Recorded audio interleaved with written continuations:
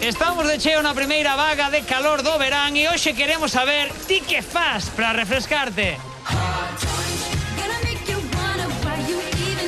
Ti que fas para combater esta calor tan grande que está En vendo? primer lugar, poñerme á sombra. E na casa que fas para combater a calor? Estou en pantalón corto. Ventiladores. Con ventiladores, destes de mesa? Sí, de estos pequeñitos así. Ventiladores, sí. E usádelo desde cando? Xa desde este mes ou xa en maio encendestes? En maio, a finais de maio. Sí, cando finales. vienen os días de calor. E para dormir, que fas para dormir? Pouca roupa. Ese é o ideal, non? Importante. Ou incluso en calzóns. Son calzoncillos. Fernando, a hora de comprar un ventilador ou un aparello de aire acondicionado, que opcións podemos ter? Os máis vendidos son os de pé, de euros máis ou menos, hasta 50, 60 euros. E os de torre, que tamén se venden moito porque fan moito menos ruido. Andamos entre 50, 100, máis ou menos andan os de torre. Isto sería un climatizador. Vale. Un ventilador que a maiores se podemos meter agua fría para que refresque un poquinho o ambiente. Andan entre 50 e 80 euros, máis ou menos.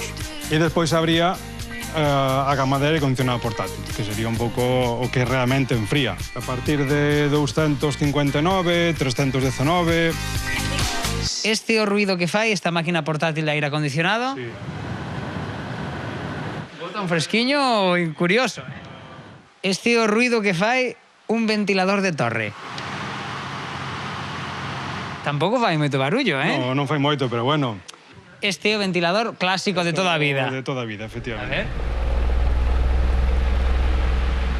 Nótase máis o... Claro, ten outro zumbido que, bueno, sempre Bueno, tamén é molesta. máis barato. Claro, é que todo non se pode ter. Todo non se pode ter nesta vida, iso é certo, iso é certo. A ver.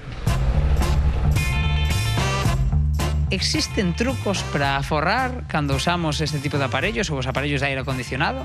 A ver, truco para usalos realmente pues, é un aire acondicionado que realmente o que podes aforrar sería poñer unha temperatura entre 23 e 24 grados suficiente para estar fresco e logo baixar persianas ou se temos toldo sería o ideal porque o toldo non dá calor na propia fachada entón non remete o calor para dentro da casa. O gasto non é tan alto. Al final é un pouco mito o tema do gasto, porque realmente calefacción en inverno gasta moitísimo máis. E no verán, al final, o aire acondicionado, préndelo 3-4 horas, non é o consumo. Realmente non vas a notar. E o confort sí que cambia moitísimo.